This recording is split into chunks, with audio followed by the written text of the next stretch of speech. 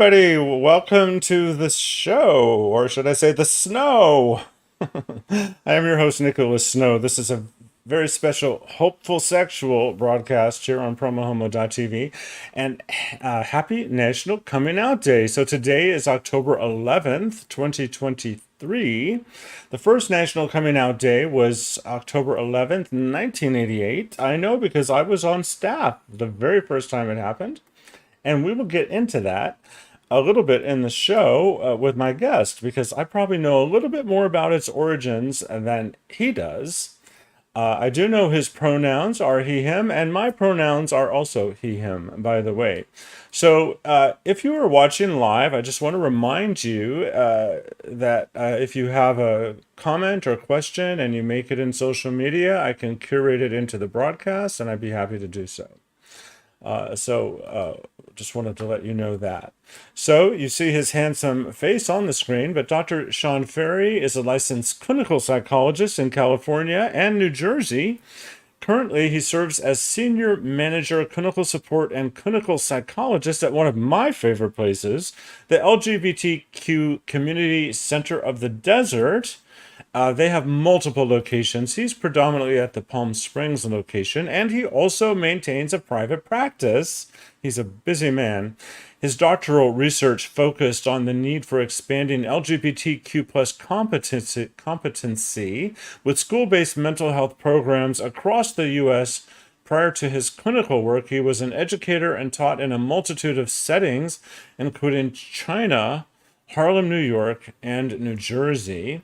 He currently teaches human sexuality and intimacy at Pepperdine's Graduate School of Education and Psychology, and his areas of focus include the LGBT community, anxiety, grief, and exploring the intersectionality of neurodivergency and gender identity. So without further delay, let me welcome our special guest, Dr. Ferri. Oh, there we go. Hi. Hello everyone. Hello, Nicholas. Thank you for having me.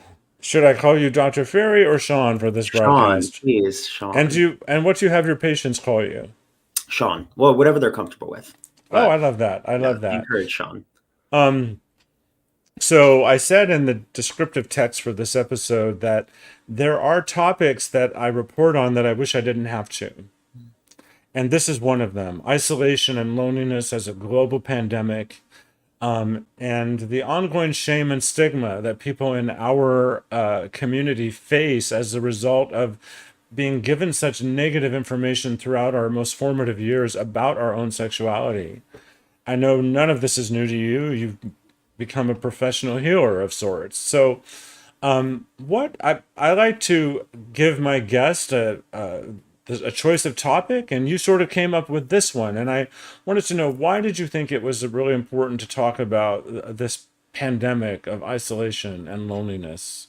Yeah, so about a year ago, in November of 2023, the World Health Organization published this report where they declared, isolation and loneliness, this global pandemic, and something that really needed to be focused on. And it's something that we are focused on at the community center. It's one of our initiatives. It's one of our goals is to help end this crisis, specifically for our community. And it's something that we see day in and day out here at the clinic. I think, isolation and loneliness has existed, throughout history, but the global pandemic, the COVID pandemic that we all experienced, I think exacerbated a lot of our loneliness. I think people are still struggling to get out and socialize. I think people, we see it, in our clients here, some people are still afraid to go out and kind of start their lives up, even though it's been several years. So I think it's really important that we focus on it and help people know that they're not alone, right? That there are tons of people that are feeling what they're feeling and experiencing what they're feeling, and to provide resources and safe spaces for our community. So that's really why I wanted to focus on this topic. One of the intake assessments that we do is an isolation and loneliness scale. The University, UCLA, published this assessment, a 6-point loneliness scale, in response to the WHO's research and report. And so we give that to every client who comes into the clinic. And what we find is across the board, regardless of age, gender identity, sexual orientation, socioeconomic income, we're seeing increases of loneliness and high reports of loneliness and isolation. So this is something that I think needs to be addressed. Have you experienced isolation and loneliness in your life, and how did you find your way through? Absolutely. When I first moved out here, I moved out here about 5 years ago, 2 months before lockdown. Moved here in January of 2020, and living in this town that's usually, vibrant with tourists and events and things going on, it was such a difference, right? To be stuck at home and to not have anything open. Everything was boarded up, and the town really, I always kind of described it as Disneyland when it's closed, right? Just walking around, it was weird and eerie, and things were boarded up. And I definitely felt alone in that. I definitely felt isolated. It was difficult because I am a very social person, and I get a lot of my energy as an extrovert from being around other people. So that was probably, the loneliest that I've really felt, not having those social connections. Because things like FaceTime are great, and Skype and social media, but it doesn't make the same connection, right? The quality of the connection isn't the same. So you wouldn't necessarily know this, but almost any time I do an interview with someone from the center, I bring up the fact that one of your missions is to combat isolation and loneliness, and I share that I've, have suffered from that more often than not. I haven't felt lonely a lot lately because I'm doing a good job of just connecting with the same people on a regular basis. But a lot of people, when they think of Palm Springs as an LGBTQ plus mecca, I think that there are a lot of assumptions that can be projected on our community that we're all happy, we're all free to express ourselves, we're all well employed or on vacation, and we have no cares in the world, and there's all kinds of opportunities to be a part of community. But because of privilege and intersectionalities and the entire complexity of individual human experiences and opportunities that exist for us, which gets back to privilege, there could be next door neighbors that have a very real difference in the way that they experience their lives because of all of those factors. And I know that it's sort of been a gradual discovery by the center that this really was a significant local issue, and you guys and gals and people that don't have gender pronouns, you know what I mean, have done a great job in evolving your work. We tried to respond to the community's needs, right? And so we were seeing across the board, whether it was in the clinic or within the programming within the community center, they have a lot of programs, language classes and guitar lessons and writing courses and, pinochle and all of that. Across the board, people were reporting that they felt really isolated and lonely. And then coming to the center gave them that sense of community. For a lot of people, that was true. And so we were seeing this across the board, and we wanted to address it holistically, right? Not just in the mental health clinic that I'm in, but also in the programmings, expand our programming, make more offerings, make it more inclusive for people. So for the people that are still not really ready to be social, or they still have hesitations about being in groups, or maybe their own health limits them, mobility issues, what have you, we provide hybrid options so that people can join many of our programs over Zoom. They can seek counseling over Zoom. Many of our support groups have a hybrid model. So we're trying to meet people where they're at and help them feel connected again. Well, that's very beautiful. And I'm going to actually put up the center's website on the screen right now. And I'll just say it out loud right now. It's the centercv.org.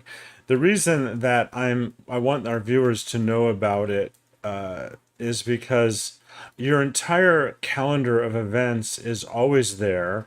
In addition, people can subscribe to a wonderful weekly newsletter that brings that information to us. And there are some opportunities for virtual participation. And also, you have more than one location now. You have the center in Coachella. Yes. And did I hear a rumor that there might be another location opening? So we were gifted a piece of property across the street from our current location by a very, very generous donor. No plans as far as, in writing yet of what that space will look like, but there definitely will be some expansion in the future. And I'll be on the red carpet at center stage. Mm-hmm. Interviewing people, and we will talk more about that generous gift, and hopefully I'll get to interview him. Yeah. But that's fantastic. So just to segue from the mental health conversations, actually it's still part of mental health, but as I mentioned at the top of the show, this is National Coming Out Day. Mm-hmm. Do you know how National Coming Out Day began? I know a little bit anecdotally, but please, I would love to hear from somebody who was there and experienced this firsthand. Okay. In the business. So I want to say sometime earlier in 1988, it could have been in 1987, there was something called the War Conference, where around 100 leading activists from around the country got together to sort of create the true gay political agenda, what needed to be done, what could be done. And one of the projects that came out of it was National Coming Out Day. And Jean O'Leary from National Gay Rights Advocates, may she rest in peace, and Rob Eichberg, who was a psychologist and founded a seminar called The Experience, may he rest in peace, were the first co-chairs. And they enrolled graduates of the Experience workshop as key volunteers across the country, along with many others. And the first National Coming Out Day came about on October 11th, 1988. And we know that it reached at least 25 million people in its very first year because it was featured on the Oprah Winfrey Show live that day at a time when her audience was about 25 million people. Mm-hmm. So separate from all the other exposure that it got that year. And today, the city of Los Angeles is officially declaring National Coming Out Day in Los Angeles and having a lot of important activities related to that. But the reason behind it, and this gets into the combating of shame and stigma and the importance of authentic self-acceptance, is that at the time and still, we learned that people who know they know someone who was in our community would vote for laws that protect us, and people who don't know they know would be more likely to not support laws that protect us and might even vote for laws that hurt us. So while coming out completely and totally is the goal, the slogan and premise for National Coming Out Day for everyone, whether they're coming out as a member or an ally, is take your next step. Yeah. And I think in today's political climate, right, that is so true, right? And that is something that message resonates so deeply, I think, for our community right now, because there are laws, right, that can hurt us. There are attempts and bills that are trying to be passed in different states and different parts of the country.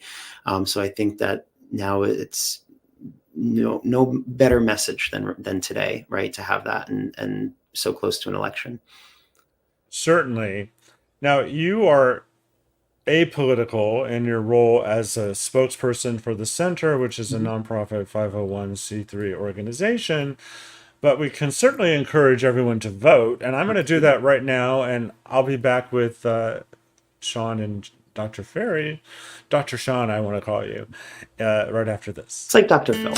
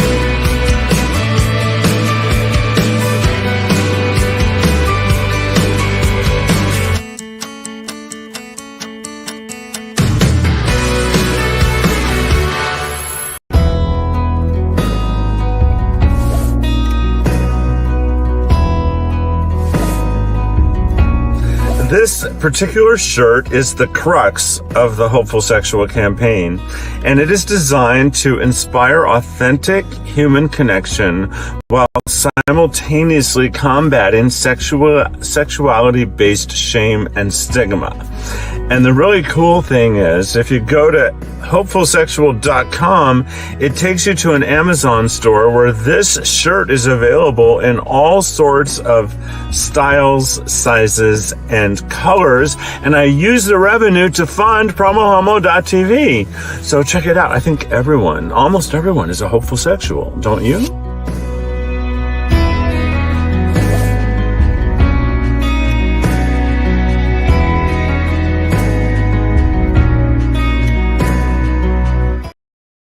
And Sean, this is the most complimented and talked about shirt when I wear it. And it does create the intention of authentic human connection Yeah. because people talk about it and they are amused by it and they are engaged by it. And even if like I'm at Walmart or wherever and people don't talk to me, they see it and Mhm. it causes a complete thought process in their mind. Yeah. So I consider it performance art in a way. Absolutely. I mean, it gets the conversation going, right? Like, what does this mean? I think people will interpret it differently. But I like at the end of that ad about like how everyone is, a hopeful sexual, right? And I think we all have that part of us that we identify with and we explore it, and it gives a point of connection, meaningful connection. That's what I wanted to get into next, and that is, well, first of all, a question: when did you start actually working one on one with patients? So it has been, I believe it was 2021, around there. Yeah. Okay, and uh, what percentage of your patients are dealing of your patients who are LGBTQ plus Mhm. are dealing with shame and stigma related to their sexuality? So my current kind of caseload or list of clients that roughly about 98% identify as queer. And so out of that majority of my clients, I would say most of them um, are either currently dealing with shame or stigma or have in the past, and it comes up, right? Even if we kind of deal with it and we practice self-acceptance, it can come up in different ways, right? It can kind of rear its head at different times in our life for different reasons. I think for a lot of my clients, aging brings up a lot of shame in the community. For them, what it means to be an older queer person. Are they Do they still have value? Do they feel value? Do they feel that sense of connection? And then for maybe my younger clients who are just kind of exploring their identity or figuring it out, or maybe they've recently come out, this shame and stigma, is real there, because there's fear over, will I be accepted? Or perhaps they've experienced rejection or abandonment because of their identity. So I would say that, most of my clients have experienced shame or stigma at some point in their life. One of the things that I think about a lot, I'm sad, by the way, that that percentage is so high, but not surprised. Mhm. But one of the things that I just think about all the time is that the amount of heterosexual privilege that exists in the world, and the fact that that young kids are raised with thoughts of, proms and dating and um, homecoming dances and all of these rituals that are about celebrating and fostering authentic heterosexual connection in a way that there is no shame, there is no stigma. It's what the world was built for, and there's an expectation that everyone's going to do that. Mhm. And we have a lot more representation for the LGBTQ plus community now, relative to when I was in high school and junior high and even younger. But still today, kids growing up are dealing with the same issues decades later. And I was a high school teacher, as you mentioned in my intro, prior to this, and I taught psychology. And we had a gay straight alliance that I was very involved in, but a lot of students were afraid to get involved in it because they didn't want to be stigmatized. They didn't want to be outed, to the rest of the school. And so even when you create space, you create places for community to gather, it doesn't mean that people will access it. It doesn't mean that people feel safe accessing it. It doesn't mean that they feel a sense of belonging even when these places exist and these spaces exist. Well, speaking of access, what are ways people can access the mental health services of the LGBTQ Community Center of the Desert? Yeah, if you go to the website that's there on the page, you can scroll over to the programs, click on the Scott Hines Behavioral Health Center, and it will give you all the instructions. Generally, people can just call in. Most of the time, they'll just call in. They'll get on our wait list. Unfortunately, the demand is quite high. Our wait, the average is right now about 6 to 8 weeks, and it kind of fluctuates depending, on the time of year. But that's where we're at right now. But comparatively to other agencies in the Valley, our wait actually isn't that long. There are other agencies that have years long wait. So we try to get people in as quickly as possible. And when our wait, and because we do have a wait, we also encourage people to come to our no cost support groups. So we have a number of support groups, a bereavement group, an art therapy group, a healthy boundaries group. We have a number of different support groups that people can join pretty much right away because most of the groups meet weekly. Some of them do require enrollment, like the bereavement group is an 8-week program, and it's a closed group once it starts, but many of our groups are open. And like I said, they're no cost. So we encourage people to get involved in those while they wait for an individual therapist. I do know someone locally that went through the bereavement group and got a tremendous amount out of it. And also, I had the honor of knowing Scott Hines, who the clinic was named after.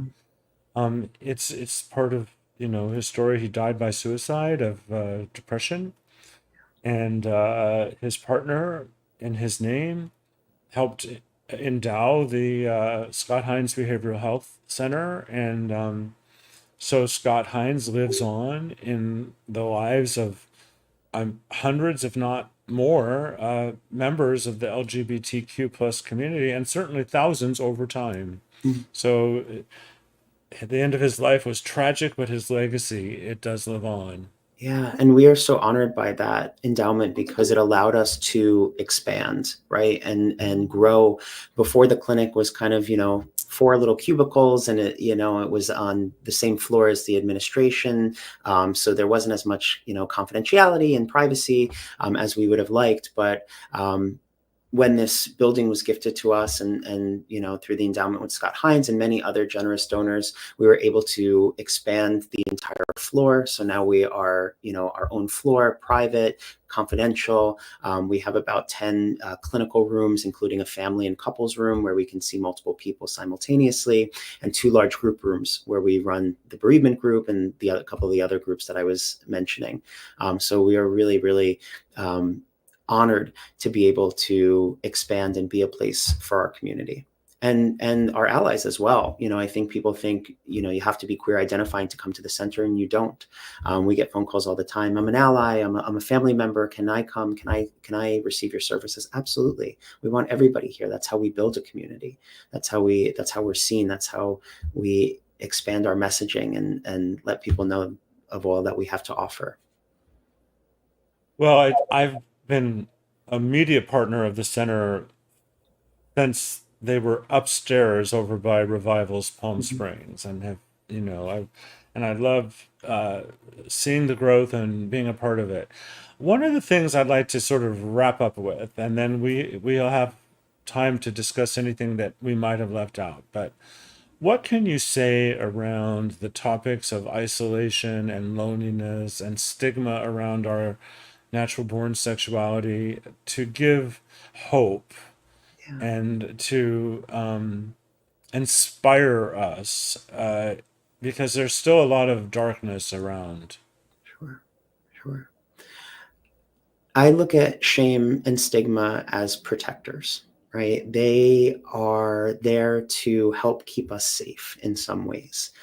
If we're thinking historically or ancestrally why we have shame, it was to keep everybody kind of in line with the village, with the clan, make sure nobody stepped out. And so that shame was used in order to keep people, together. And so I think the shame that we experience today functions very much in the same way. And so ultimately the message of shame is there is something bad with me, right? There's something wrong. That's the feeling that we get when we experience shame. And or it's cousins, embarrassment and guilt. I like to call them the cousins because they're very closely related. But those feelings are protective in nature. They're trying to get you to not feel like an outsider. They're trying to get you to fit in, if you will, or have a sense of belonging. And so, what I encourage people that I work with is to embrace the shame, talk to it, get to know it, let it know who you are today, where you've come from. Because a lot of times, that shame part is kind of stuck in the past, a time when we felt ashamed, a time, an experience, a trauma that we had. And so it's stuck there. And so when things come up that remind it of that time that it, took on this burden, if you will, it can overreact to things, or it can bring up feelings that aren't necessarily appropriate or useful now. And so I encourage people to talk to that part. Let get to know it. What does it want you to know about itself? What does it want to know about you? And start that dialogue, because I think we have, in many cases, animosity or frustration with the parts that we don't like that shameful part or that stigmatized part. And so we're in conflict with it, right? We have that kind of internal battle and struggle. So I encourage people, talk to it, get to know it. Don't push it away, don't invalidate it, because it wants to be felt. It wants to be heard. So that's one thing. And as far as isolation and loneliness goes, I always ask people, can you tell me a time when you didn't feel that way? When you felt connected? What was going on in your life at that time? And they'll give a story or a number of experiences where they didn't feel lonely. And so I always want to offer the message of, then we can get back there, right? You felt it once, you can feel it again.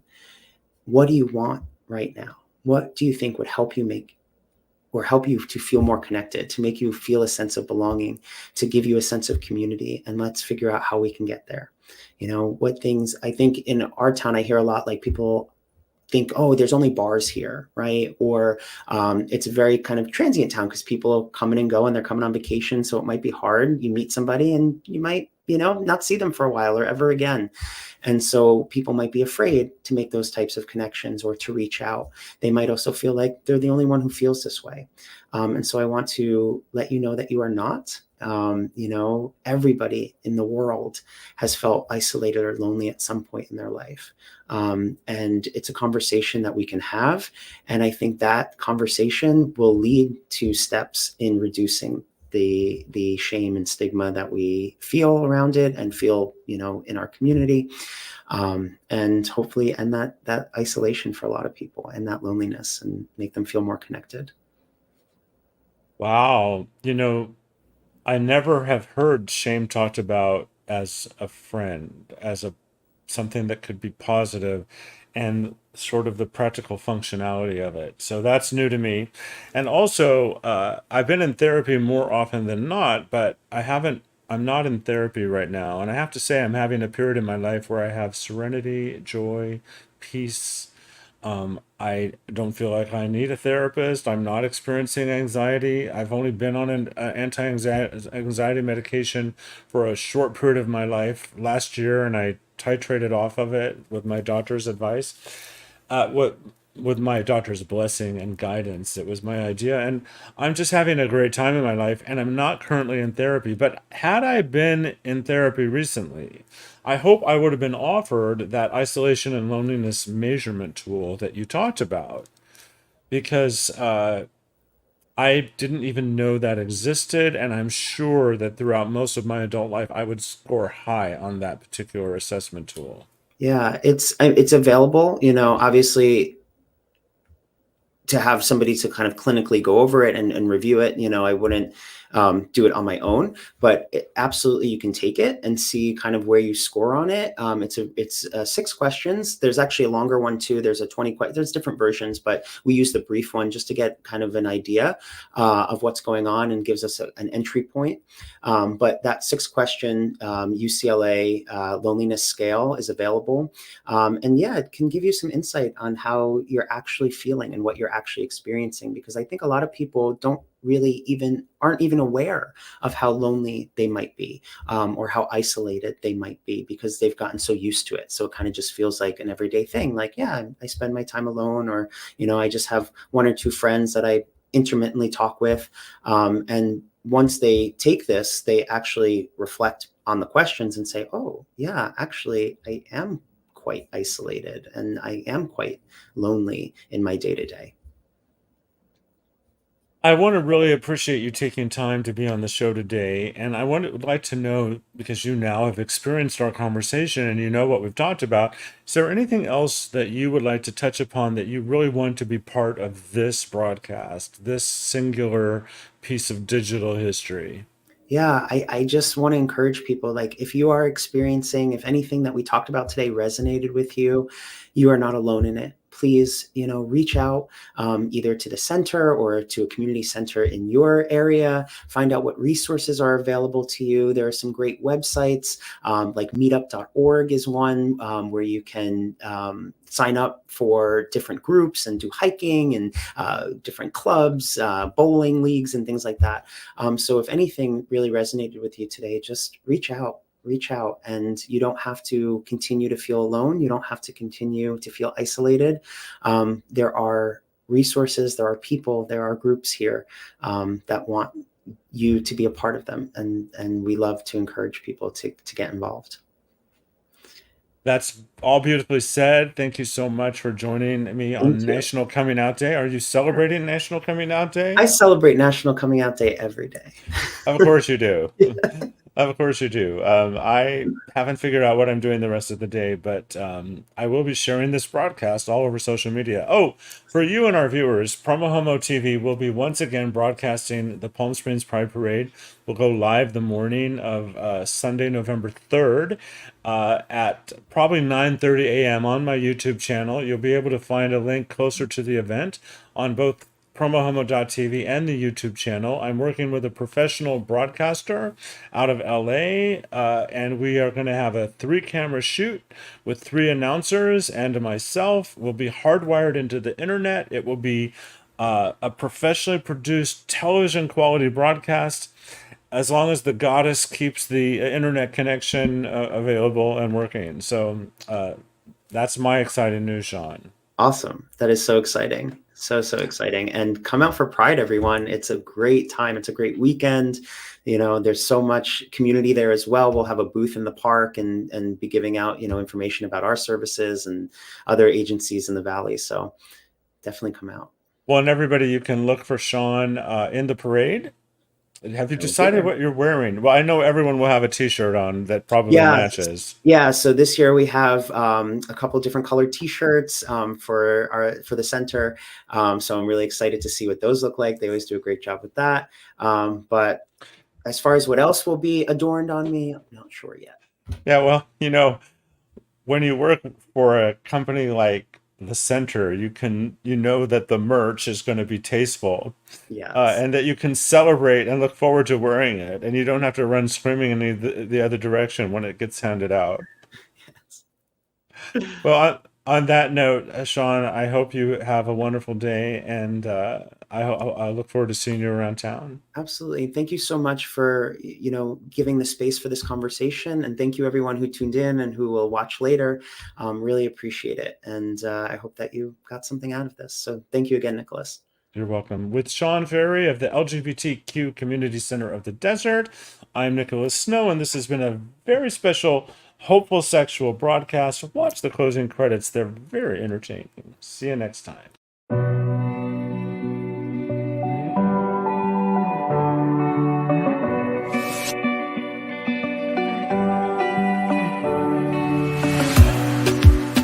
In a safe place, I got room to breathe. Been a long chase, but at last I'm free.